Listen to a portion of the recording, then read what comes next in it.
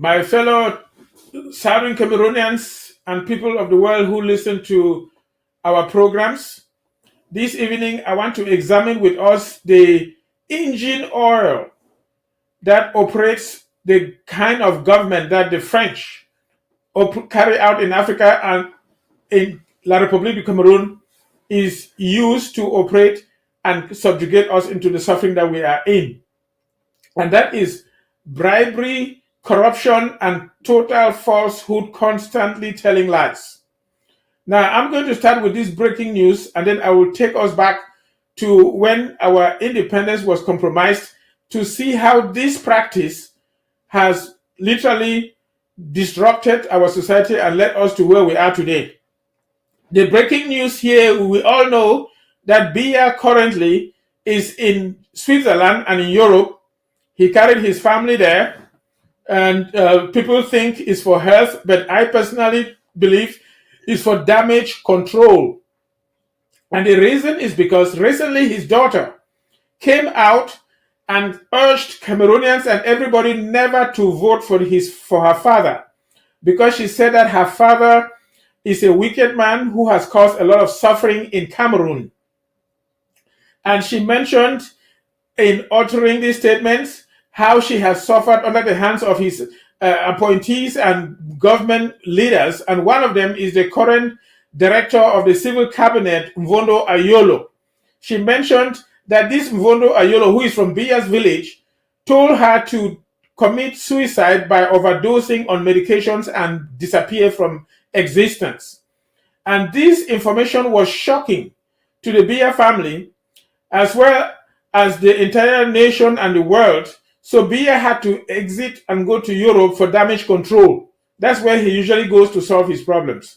He doesn't want to stay on the ground. So as he was going out, this Mvondo Ayolo, who is the director of the presidency, was kneeling down in front of Biya. I think we need to see that picture. As Biya was taking the flight from Yaoundé, you see this Mvondo Ayolo from Biya's village kneeling down on that carpet in front of Biya. The reason is because he has been outed. Biya's daughter stated that he asked her to commit suicide by overdosing on medications and disappear from the scene. This is the man right here. And so she knows that he is now at the mercy of Biya and anything can happen to him. So he basically was bowing down to honor Biya, as you saw there. Usually is the Prime Minister of Cameroon, like Diongute, as you see him behind there, doing that kind of thing, bowing down and bowing his head. But here you see this Mvondo Ayolo from Biya's village doing this. And why was he doing this? Because he knows that Biya's daughter has mentioned his name as one of the delegates and ministers who wanted her dead and advised her to commit suicide by overdosing. So this is what she said, and I'll read it here.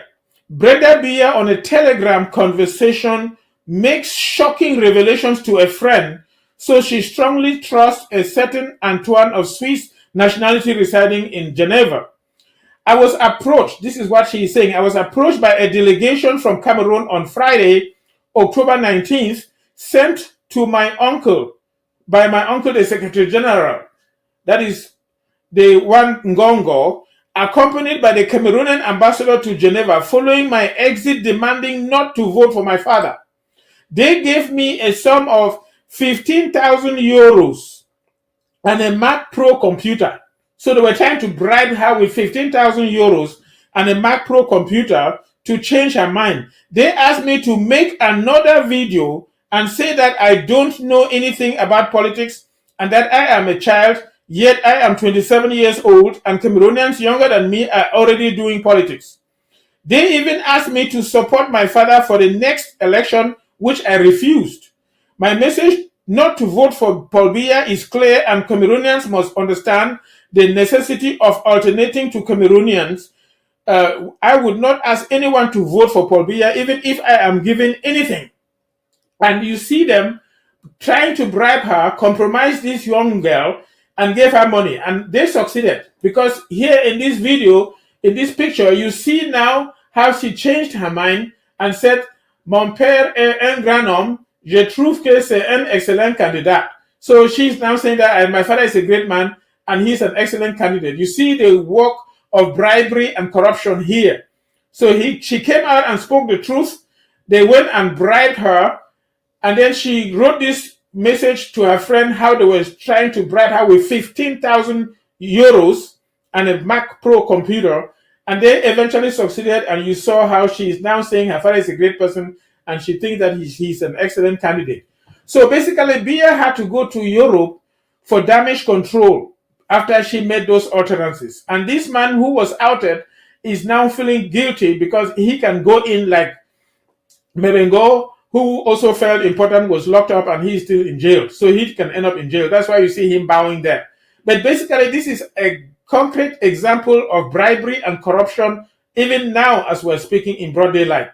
This same person followed Bia to Europe, and then in one night in a hotel in Switzerland, he spent, we need to see that receipt, almost $25 million just for the hotel rents in Switzerland. This man kneeling down here, that's $25 million.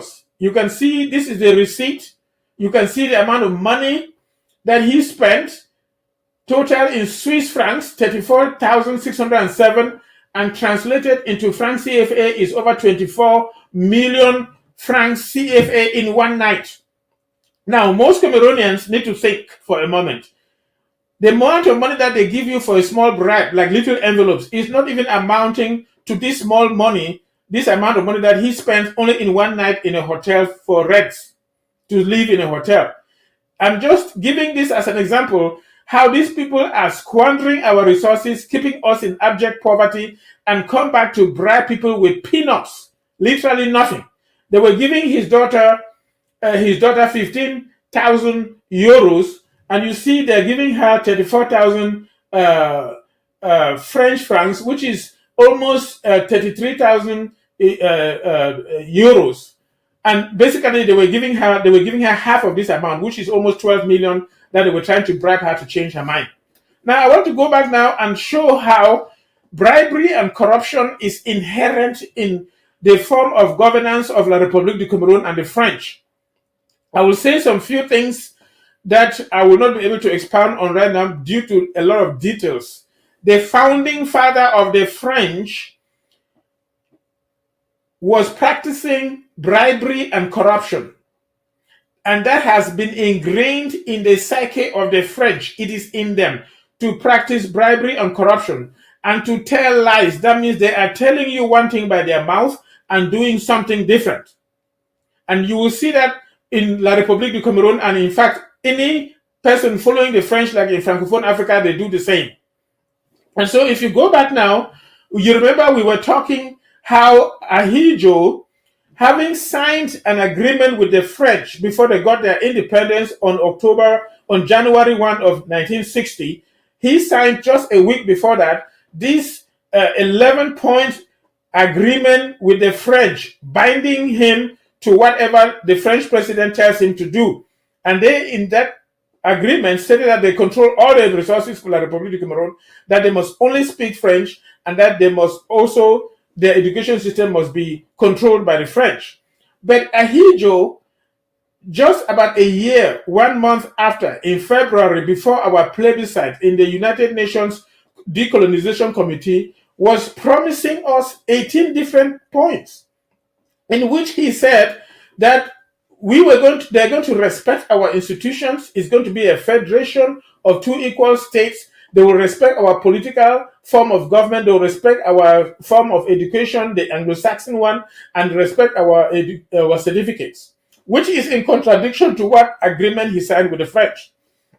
And immediately, our people fell for this, and Foncha won. Then you notice that very early on, in the early 1960s, around 1963, they started dismantling all those promises.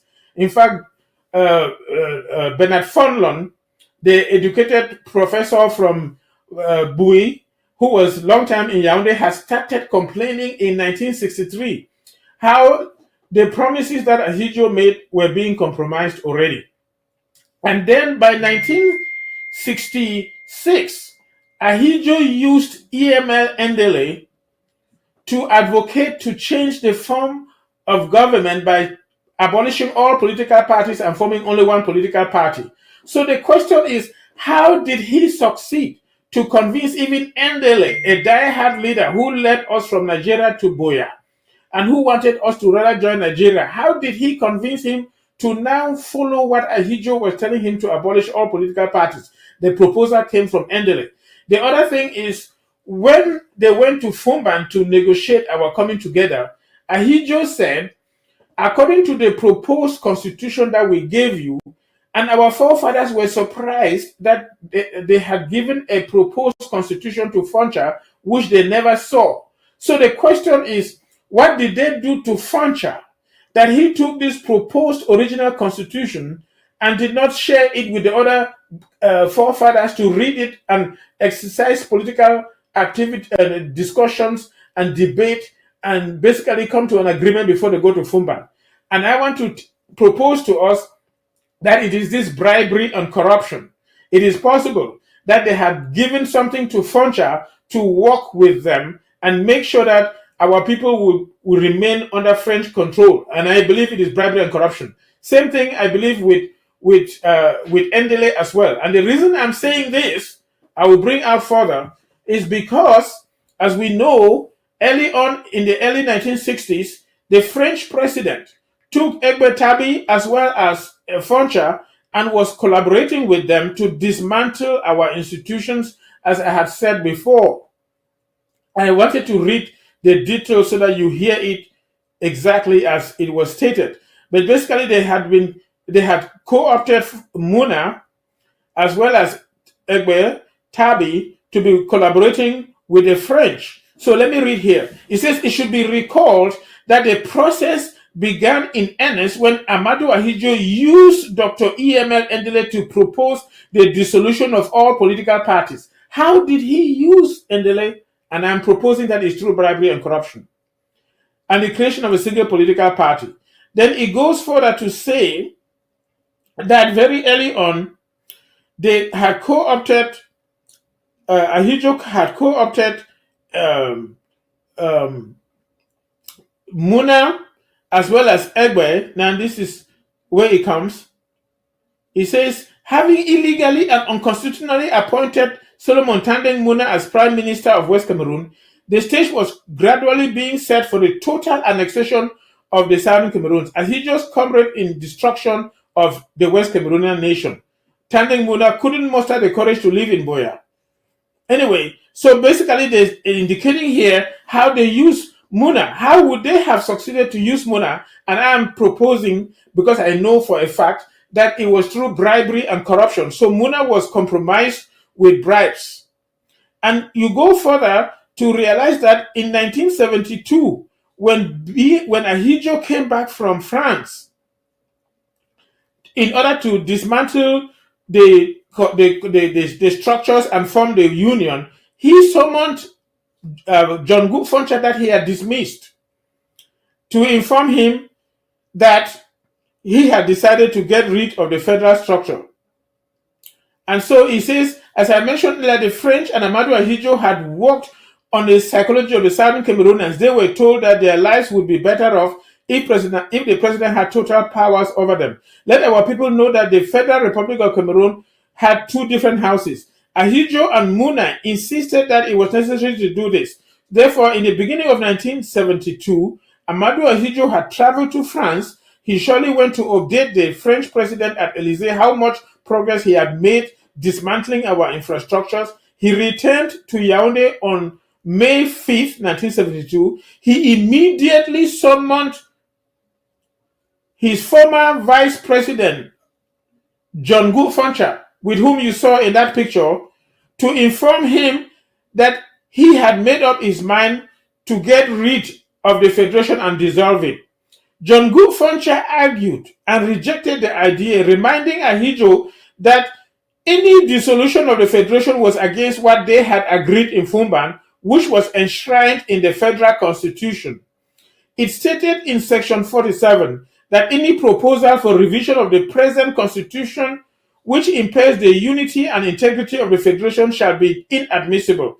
He further told Ahidjo that he was going to meet with his people for them to collectively oppose this. Ahidjo looked at him and laughed, crossed his legs, and asked which people was he talking about. In order to end the discussion, Ahidjo reminded Foncha that he is done with him and he should leave his office now. Leaving Ahidjo's office with anger, Jungkook Foncha invited his brothers, as he thought, to meet and take a common stand on how to stop Ahidjo from dissolving the federation. In the course of their meeting, he discovered that Ahidjo had touched and oiled the mouths, the lips of almost everyone. And so Foncha found himself alone and so could not mount any opposition in rejecting Ahidjo's peaceful revolution. So he discovered that Ahidjo had bribed the other Anglophones. He had bribed Foncha, bribed all the others. So now when Foncha was talking to them, they were looking at him and laughing because they already had their envelopes in the pocket. And so I believe that they had also compromised Foncha not to share the proposed constitution with his brothers to debate, and that's through bribery and corruption. I personally believe that they had compromised Endele when they used him to dissolve the political parties and form only one through bribery and corruption. Then they compromised Muna and Egbetabi and used them to dismantle the infrastructures of the former British Southern Cameroon progressively. I'm bringing this out because people think that bribery and corruption is only Biya doing that. Ahidjo had been doing it. Remember that the government of La République du Cameroun is controlled by the French. The French are the thinkers, the head, and the hand, and the active force, the momentum of everything that the La République government is doing. They did it using Ahidjo, and they're doing it using Paul Biya right now. And they are hoping to do the same after the so-called elections that are coming. And so they used Ahidjo to bribe our forefathers to compromise our true independence. Like I gave you the example of how Foncha discovered that the people that he looked up to had been compromised. They had oiled their mouths. That is indirectly saying that they had given them soya, they had given them meat, they had given them money. What they used to bribe people, they had given them. So the people instead laughed. They didn't collaborate with Foncha, and our independence was compromised. Biya wanted to remind Ahidjo about his promises in the United Nations Decolonization Committee, where he promised to keep us as a federation of two equal states. But now they have been bribed. Now, coming forward, you also realize that changes were made in La République Constitution with time progressively to undermine the Muna that they had bribed and was working with for years, to the point where he cumulatively occupied three main positions: the Prime Minister of West Cameroon before it was dissolved, the Vice President of the Federation, and as well as eventually Speaker of the National Assembly, even at one point, occupying those three posts, and was hoping that he would become the next president if something happened to the president. But they deceived him, tricked him, and then used him as campaign manager for the federation, for the so-called referendum of 1972, and then manipulated and introduced the position of prime minister and progressively changed the constitution so that the prime minister is the person to take over and not the Speaker of the National Assembly. And then eventually they deceived Ahidjo that he was sick and removed him from office and then pushed Biya there to finish his term, and then he has been there till now. And that is how La République du Cameroun works, through bribery and corruption. And Biya has just exemplified and magnified it. I brought that example of his daughter being bribed to change her thoughts, just as a modern fresh news that just happened within the past few weeks. But this is something that they have been doing constantly, deceiving our people, bribing those people that are of importance, that can make major decisions that our people look up to, like the chiefs, like the religious leaders, and all other important individuals in politics in positions of authority that we thought would defend our cause and help the young people find jobs and live and enjoy life in their own country. They compromise them through bribery and corruption to accomplish the goal of literally siphoning away the resources of the land. And so you can see it accelerated today, where they give chiefs a salary, and it's the DO who comes and gives it to them every month. They give first class chiefs 250,000 francs a month. They give second class chiefs 200,000 francs a month. They give third class chiefs 150,000 francs a month. They give the bishops and the religious leaders about 3 million, give them a car, compromising their conscience so they will not even speak the truth, even when they read the Bible and pretend to be preaching about the truth and about God. They've all been compromised. Then they co-opted the chiefs in an association of traditional rulers, and that's where they exchange envelopes. In every activity, they are taking bribes and using that to compromise the conscience of the people. You know it on a daily basis in Cameroon. The troops or the military you see on the road, they stop you pretending to be looking for your papers, but as soon as you slip money into their hands, they let you go. So you don't even need to get papers. You just need to be ready to bribe them. And even if you have your papers, they don't care. They just wanted the money, the bribe from you. In offices, bribes are taken constantly. At one time, somebody reported to be that some ministers were taking bribes. He did not only say where is the proof, but he even called the ministers that they should come and share with him the bribery that they had collected. It is inherent in them. That is the way they operate that country. You know from experience, if you go to any office to get serviced for something that you are due, they will not service you until you give them money or give them a gift like a drink or something in exchange. People are even going to the extent of giving large pieces of land in exchange for some kind of favor. I remember when I was studying in Germany, there was the proprietor of a school in Ketunjia who came, and then he decided to go and shop for a very, very costly clothes, blankets, and things like that. And I asked him, why are you carrying all these heavy things? He said he's buying them for the governor. He came to Europe to shop for the governor, to go and give the governor, so that the governor will allow him operate his school and do his things, whenever he comes for that. And so you find many people giving bribes in different dimensions. It is the way that they work and do their things. And then during campaigns, like we have these so-called campaigns that are now, they come and bribe young people with bread and sardine. Can you imagine?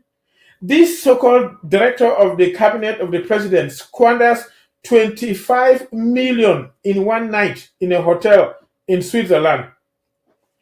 Young boys who are struggling and can hardly have 2,000 or 3,000 francs to live on, they come and bribe you with bread and sardine to compromise your conscience so that you will allow them to continue the looting and the stealing to continue, to keep going on.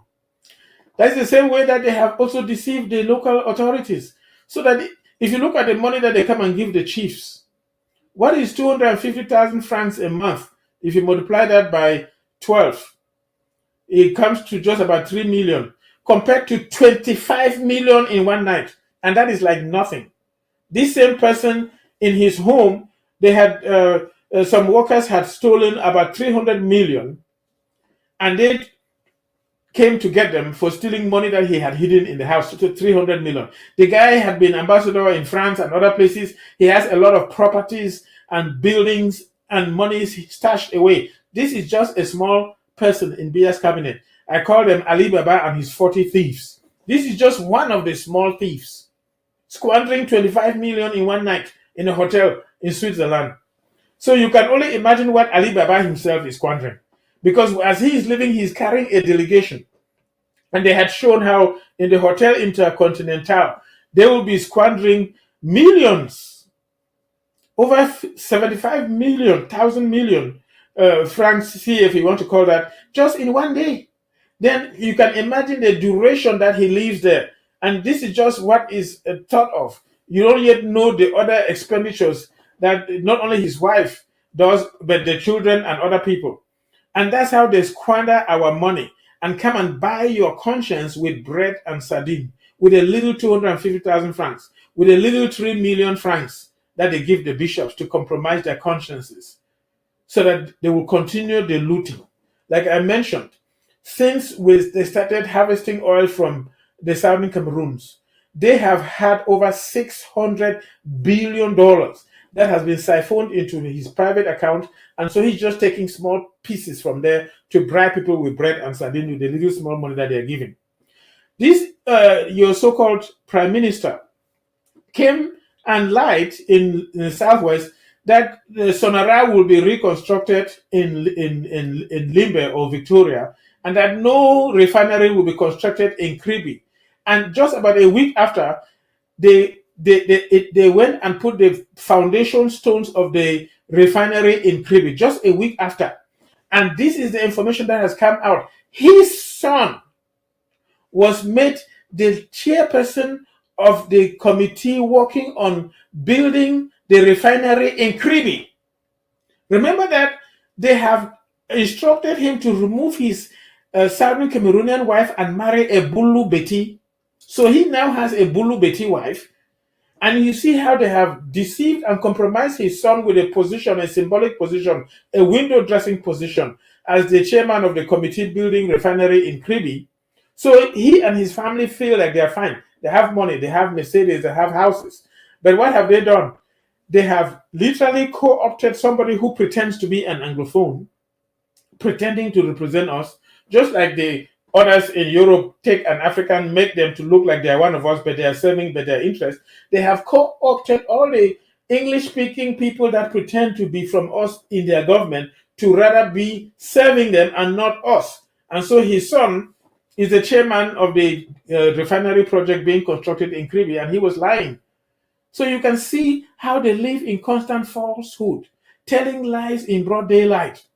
One of them went to Lubialem, this Paul Tasson, and under the rain, on a muddy road with umbrella over his body, was saying that all the roads, mark the words, all the roads in Lubialem will be tarred and the schools reconstructed for schools to go on. Can you imagine?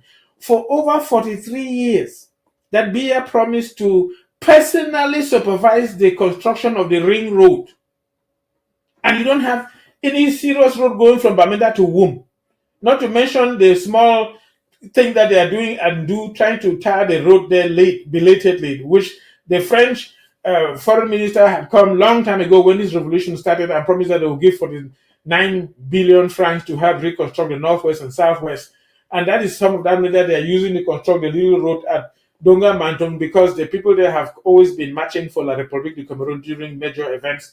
So they go and are carrying that small stretch there. But the ring road that starts from Bamenda and goes as a ring all across the divisions of the northwest region, as they call them, or the northern zone, as we call it. No, it's not been done for over 43 years. And then suddenly, according to Paul Tasson, they will construct all the roads in Lubialem. You know, the people from Bangwa, they say they have 99.9% intelligence. You can imagine that is the 99.9% intelligence that he is demonstrating, that they will tar all the roads before elections.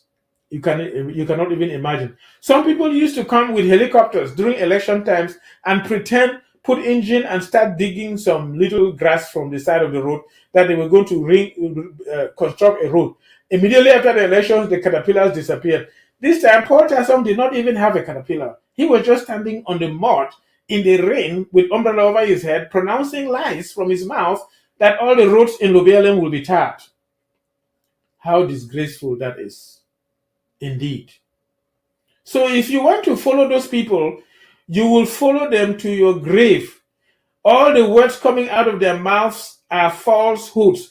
Every information you get from CRTV or government channel is falsehood. It's designed to twist things to allow them to continually loot and basically carry away our resources to Europe and squander it over there and keep our people in abject poverty and suffering. Just look around, you see the roads. See how they have been abandoned. The roads are destroyed. Even trash, dirt is in heaps all over the place, flies, and nobody cares. Look at the hospitals. When you go there, you don't get any serious attention. So if they abandon you and carry the money that would have done these things rather to Europe and squander it there, why do you believe that by voting for them you have a better future? Don't even waste your time trying to vote for them. You only give them a license to loot and steal. But I'm not worried too much about that because, they will be swept out into the dustbin of history and they cannot bribe the angel of death. When the angel of death will visit them, they must disappear from the scene. We don't know who was in our land 3,000 years ago, 500 years ago, even 1,100 years ago. And we don't know who will be in our land 300 years from today, 1,000 years from today, and 3,000 years from today. So these people that you are seeing doing this mischief that I'm talking about, don't worry about them. They will be swept out into the dustbin of history. And when the angel of death visits them, they don't have enough money to bribe the angel of death. They too must go like Nebuchadnezzar went, like the Caesars went, like the Pharaohs went, like Mobutu went, like Oyadema went, like Omabonga went. I can keep naming them. Like Ahiju went. They too will be swept out into the dustbin of history. I just mentioned Ahiju, how the French used him to bribe our founding fathers to compromise our independence. Ahiju was a towering dictator as I was growing up. You were afraid to mention his name because you don't know who is a spy, and they could pick you up and kill you at any time. But today, most people in La République du Cameroun don't even know that Ahiju existed. When you talk to the majority of the young people, they wonder what you're talking about because they have all been born during the era of Paul Biya. And so they don't even know that there was a former president called Ahidjo. They didn't even experience him and they don't even hear about him. He died in 1989. And when it was announced, it was almost like if something happened to a chick or a cock or a fowl that was hit on the side of the road by a car. And I said, what? Is that not the Ahidjo who was a towering dictator when I was going to school? And when I was in Cas Bambly, people were afraid to mention his name because you didn't know who was a spy. And now he dies in 1989, and they announce it like nothing happened. No ceremony. He's not even been celebrated as the first president who literally ushered in the so-called independence of La République du Cameroun. His corpse is out of the country. He was condemned to death, never to show up again, and he's despised. And even during this election time, when some of his people from his origin, like Issa Chiroma, my Bagari, a different story there, was trying to go there, they banned him from going there. They refused people from going. They despised him. Can you imagine what happened to Ahidjo? But when Ahidjo was there, he is the same Ahidjo who told Froncha that get out of my office. I have made up my mind to get rid of the Federation. See how he has been despised and undermined at the end. And people are begging that they should honor him and bring his corpse back. I can tell you also, these individuals that you are seeing right now, Ali Baba and his 40 thieves, will be swept out of sight into the dustbin of history. Just like Ahidjo and his henchmen were swept out. All the Sadu Daudus and all the other people are out. The only few remaining ones are Bello Buba Maigari and Issa Chiroma Maigari. Mark that word, my back Gary. People who come from the English speaking side know what my back, my Munkota back of Gary means. So those people are only fighting for their own back of Gary from the looting team. That's all they're fighting for. They're just pretending to campaign for presidential elections because they will not win. And I showed how Issa Chiroma went and met the French ambassador and got his instructions. So he's just doing according to guidance from the French, and to deceive the people so that no genuine revolution emerges from among the northerners. And they will deceive them, and later on they will pretend that they are joining the winning coalition and then get their own bag of gari to be eating at home. So that's what is going on in that country. It's full of corruption and perpetual falsehood and lies. And this was embedded into them, was put into them by the French. It is the way that the French deal. Some of them call it a business expense. When they go bribing all around the world to perpetuate business, they call those bribes a business expense. But bribery and corruption does a number on the people. It reduces them to what you see our people reduced to: bad roads, bad infrastructure, suffering, constant, hardship of life, to the point where you can never trust people occupying positions because you don't know whether they are truly qualified. A doctor in an office, did he truly pass his exams? Did he qualify to enter the medical school? Did he pass the test, or they bribed their way into where they are today? They bribed their way in classrooms. They talked about sexually transmitted marks. Maybe they never even studied and they just got points that they never deserved and pretended that they are doctors. Such a doctor operating on you will kill you. And in many other different sectors. So if you have incompetent people who bribed their way into positions, how do you expect them to serve you well? That is why when you see these deals who studied sociology and what they call philosophy in high school and went into ENAM and were indoctrinated to serve French interests, come out and they make them supervise major technological engineering projects like building a dam that generates electricity. The whole thing fails. That's why they were going to do the so-called dam of Menvele or whatever they call them to produce about 450 mega hectares of electricity. But after they finished and squandered all the money and didn't finish the project, it cannot produce up to 80. That's why they gathered a lot of money and squandered it in the Kribi deep sea port. And today they are still working at it, still working and squandering the money. They gather money to construct the road from Douala to Yaoundé, and the road is hardly finished, the money is done. And the World Bank says other countries spend less than 1/3 of that money and finish the project. They spend less than what Cameroon has already taken for the project and complete the project, while Cameroon is not able to complete the project and has squandered 3 times the amount that equivalent countries do. So it's through this bribery and corruption. Each time you want to do anything, they want you to give a bribe.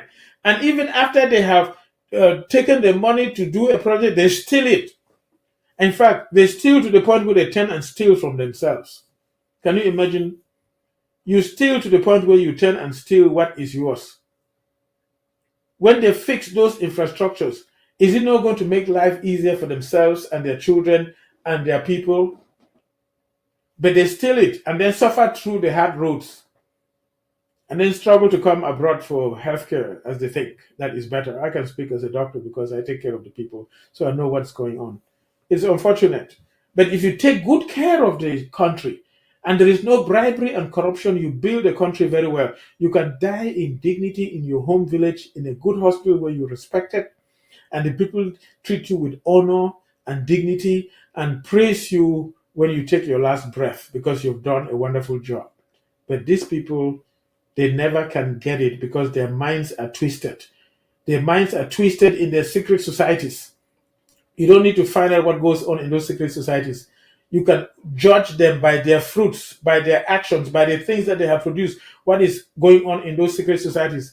They go there and molest themselves sexually, homosexually, and drink, and then do all kinds of nasty things you don't need to know, just to be indoctrinated to come out and embezzle and steal and tell lies and do what you see. So you don't even worry about their so-called secret societies. They don't have any more secret. They are trained to do harm to our people. I think I will stop here today.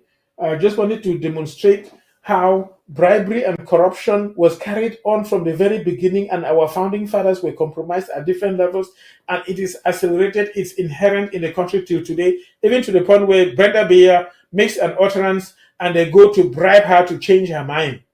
And the president has to leave the country and squander money for damage control because his daughter has tarnished his image. That's why he's abroad. He may not even want to come back. But when the right time comes, Ali Baba and the 40 Thieves will be swept out of history. Thank you very much.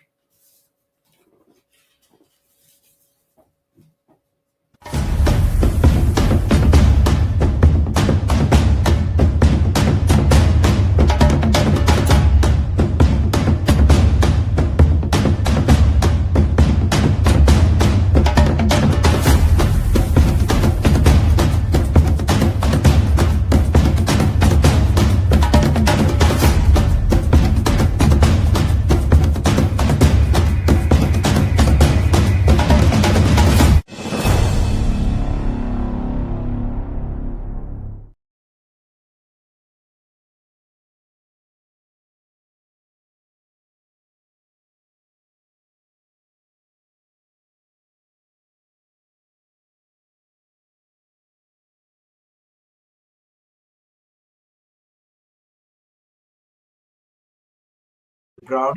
I'm going to play